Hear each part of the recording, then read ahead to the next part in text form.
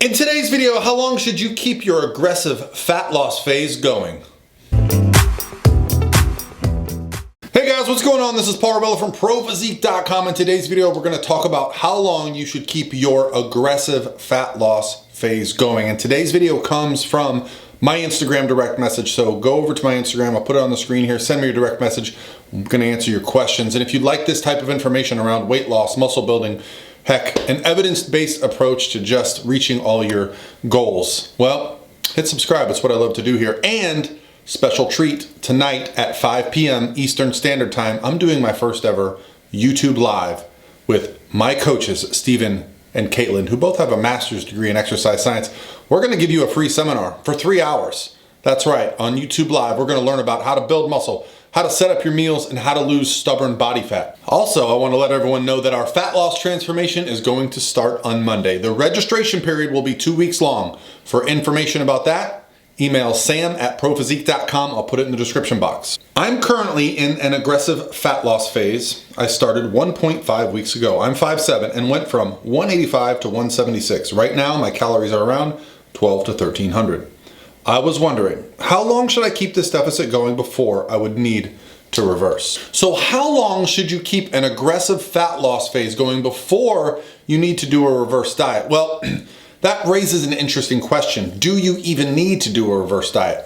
Ultimately, when you're taking in a lot of calories and you have a lot of body fat, you are going to completely change your body. You are going to change the way your metabolism works. So what we need to really pay attention to is once you go through this aggressive fat loss phase. Now, I'm not a big fan of aggressive fat loss phases. However, for some people, they do benefit from them. The reasons being, perhaps psychologically speaking, they would rather just go hard fast. They're not worried about muscle loss. They're not worried about like performance in the gym and these types of things. They just want to get the scale down. And I can respect that because ultimately, less weight, less body fat, it's going to be better for our bodies. But understanding that that's not a sustainable approach and that we need to come out of it responsibly, that's why we're here today. So what is a reverse diet? Well, basically it's your adjusted maintenance calories. That's where we're going to start. So if you're dieting on 12 to 1300 calories and things are going really well, you didn't actually mention anything about your cardio or your daily activity. So I don't have the full picture here. So I'm not dealing with all the information that I would need.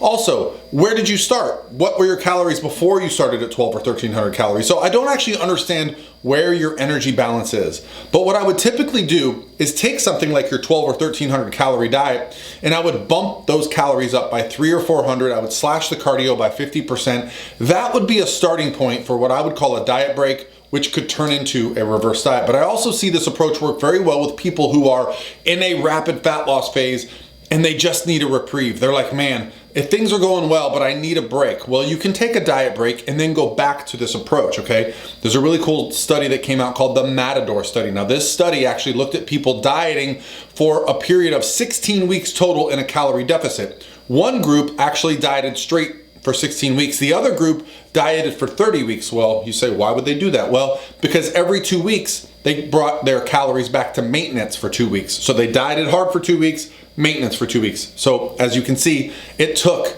an extra 14 weeks to get to the 16 weeks total being a deficit. But the group that took the diet break, well, they actually lost more body fat and they kept more off, even when they did a follow-up 6 months later. So doesn't need to be all in one shot, okay? Fat loss can come off for a long period of time, but when you stall and when you get stuck, don't be afraid to go to maintenance for a week, couple weeks, and then go back into a caloric deficit. And understand that just because you want a reverse diet, your calories might not ever get back up to what they were, because remember, you were maintaining on those calories at a much higher body fat percentage. Our bodies become more efficient, requiring less calories as we lose body fat and as we lose weight. And as we adapt to our cardiovascular exercise, our endurance, our movement becomes better, our bodies are more efficient. These bodies, they're amazing. So don't ever think that just because you were maintaining your weight on 3,000 calories and you dieted on 1,300 that you need to get your calories back to 3,000. You don't. You need to find a place where you can get your calories up to and maintain and feel good, feel satiated. And this is where things like food volume, food quality can really have an impact on your dietary adherence. All right, guys, that's gonna be it for me today, but I really wanna remind you guys, Transformation Challenge, email sam@prophysique.com. It's in the description box. Tonight at 5 p.m., YouTube Live. I hope you guys will join me for our first ever streaming video live. We're gonna have some PowerPoint presentations. We're gonna have a video. I had to download Streamlabs software and figure out how to do this thing, but we're making it happen for you guys. Hopefully you appreciate it. Leave a comment below if you plan to do either the Transformation Challenge or attend tonight's live session at 5 p.m. Eastern Standard Time, because I live in Florida. All right, guys, talk to you tomorrow.